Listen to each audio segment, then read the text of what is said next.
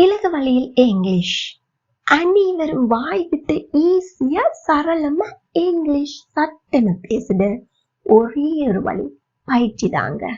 நாம் அன்றாடம் பேசிடும் வாக்கியங்கள் தினம் 10 பார்த்துடலாம். வீடியோ பார்வையிடும் அனைவரும் வாய் விட்டு சொல்லி பாருங்க. கூச்சப்படாதீங்க. தவறாம கமெண்ட் பண்ணுங்க. எனக்கு தெரிஞ்சது தானே அப்படின்னு அலட்சியம் பண்ணாதீங்க.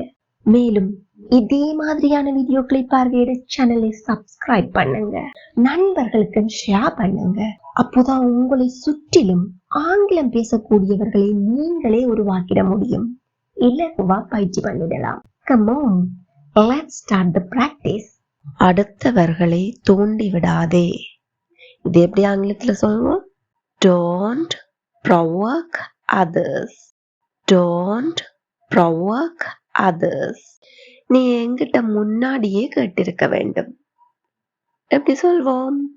You should have asked me earlier. You should have asked me earlier. நீ என்கிட்ட முன்னாடியே கேட்டிருக்கலாமே. இதை எப்படி சொல்லலாம்? You could have asked me earlier.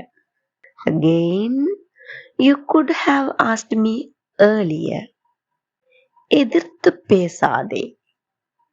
எப்படி சொல்வோம்? Don't talk back. Don't talk back. எங்கூட சேர்ந்து சொல்லி பாருங்க. Don't talk back. அப்படி ஏதும் இல்லை. எப்படி சொல்வோம்? Nothing like that. Nothing like that. அப்படின்னா பெரிதாக ஒன்றுமில்லை. இது எப்படி சொல்லலாம்? Nothing much. Nothing much. வேறொன்றுமில்லை. Nothing else. Nothing else. சிறப்பாக ஒன்றுமில்லை. எப்படி சொல்ல வேண்டும்? Nothing special. Nothing special. அப்படின்னா சொல்வதற்கு ஒன்றுமில்லை. இதை எப்படி சொல்வோம்? Nothing to say. Nothing to say. நீ புரிந்து கொள்ள வேண்டும். புரிந்து கொள்ளுதல். இதை எப்படி ஆங்கிலத்தில் சொல்வோம்? Understand. நீ புரிந்து கொள்ள வேண்டும். You have to understand. You have to understand. எங்கூட சேர்ந்து சொல்லி பாருங்க. You have to understand. நான் இப்போதான் தூக்கி வீசினேன். இது எப்படி ஆங்கிலத்துல சொல்வோம்? வீசுதல் throw. அதனுடைய past form threw. அதனுடைய past participle V3 form thrown. இங்க நாம் அதைத்தான் பயன்படுத்த போறோம். I have just thrown it away. I have just thrown it away. மறுபடி சொல்லி பாருங்க. I have just thrown it away. அவள் இப்போதான் சமையலை முடித்தாள்.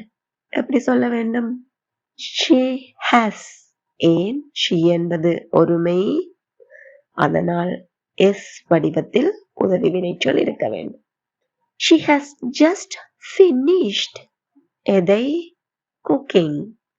She has just finished cooking. She has just finished cooking. அவன் இப்பதான் அங்கு சென்றடைந்தான். இதை எப்படி சொல்வோம்? Again, he ஒருமை.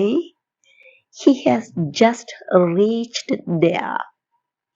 He has just reached there.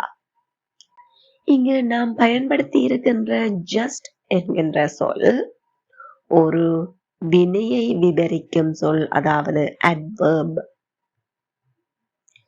இது பல அர்த்தங்களை கொண்டது. சாதாரணமாக என்ற அர்த்தம் ஒன்று. Just follow me. எங்கூட பின்னால வாங்க. just அப்படி சொல்வோம். மிகவும் என்ற அர்த்தத்தில் வரும் just fine, just splendid, just fantastic, just amazing என்றவாறு பயன்படுத்தலாம். மிகச் சரியாக என்ற அர்த்தத்தில் வரும் she wants everything just suitable for her lifestyle. இது தவிர சொற்ப நேரத்துக்கு முன்னாடி, இப்பத்தான் என்ற அர்த்தத்திலும் வரும். அவ்வாறு வரும்போது இந்த just என்னும் சொல்லை பிரதான வினைச்சொல்லுக்கு முன்னால் மாத்திரமே பயன்படுத்த வேண்டும். அதனால்தான் I have just thrown என்றவாறு பயன்படுத்தினோம். அதை வாக்கியத்தின் ஆரம்பத்திலும் பயன்படுத்த முடியாது, இறுதியிலும் பயன்படுத்த முடியாது. இதே போல உதவி வினைச்சொல்லான haveக்கு முன்னாலும் பயன்படுத்த முடியாது. எப்பவும் பிரதான வினைச்சொல்லுக்கு முன்னாடி இருக்க வேண்டும். அதனால் தான் பிரதான வினைச்சொல்லுக்கும் உதவி வினைச்சொல்லுக்கும் இடையில் வந்துள்ளது. They have just arrived. We have just stopped. She has just drunk. He has just caught என்றவாறு பிரதான வினைச்சொல்லுக்கு முன்னாடி மட்டுமே இந்த just என்பதை சொற்ப நேரத்துக்கு முன்னாடி அல்லது இப்பத்தான் என்ற அர்த்தத்தில் பயன்படுத்த முடியும். ஞாபகத்தில் வைத்துக் கொள்ளுங்கள்.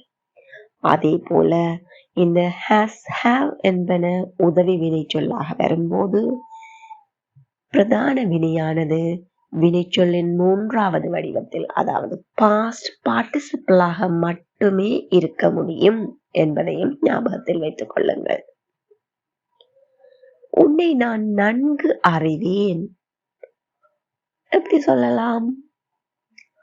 I know you very well. I know you very well. அவள் உன்னை நன்கு அறிவாள். இதை எப்படி சொல்லலாம்? அவள் என்பது ஒருமை, singular, S form verb. எப்படி வர வேண்டும்? She knows you very well. Or she knows you well. அவன் உன்னை நன்கு அறிவான். இதை எப்படி சொல்லலாம்?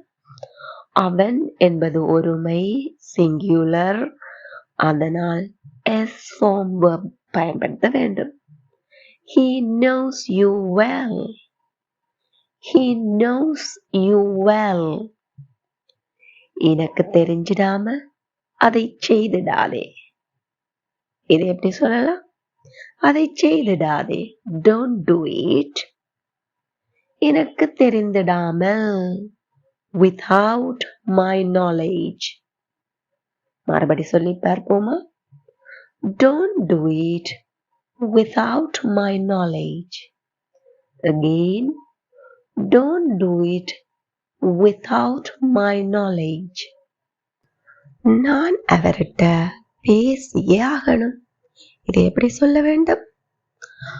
I have to talk to him. I have to talk to him. அப்படின்னா அவள் அவர்கிட்ட பேசியே ஆகணும். இதை எப்படி சொல்வோம்? She has to talk to him. She has to talk to him. எங்கூட சேர்ந்து சொல்லி பாருங்க. She has to talk to him. இப்போ உங்களுக்கான நேரம். அவள் இப்போதான் தூக்கி வீசினாள்.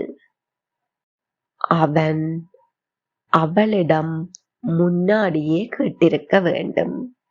சரி பிழை என்ற கவலையின்றி விடைகளை காமெண்ட்ல சொல்லுங்க. இந்த வீடியோ உங்களுக்கு பிடிச்சிருந்தா please like, share and subscribe. Thank you for watching.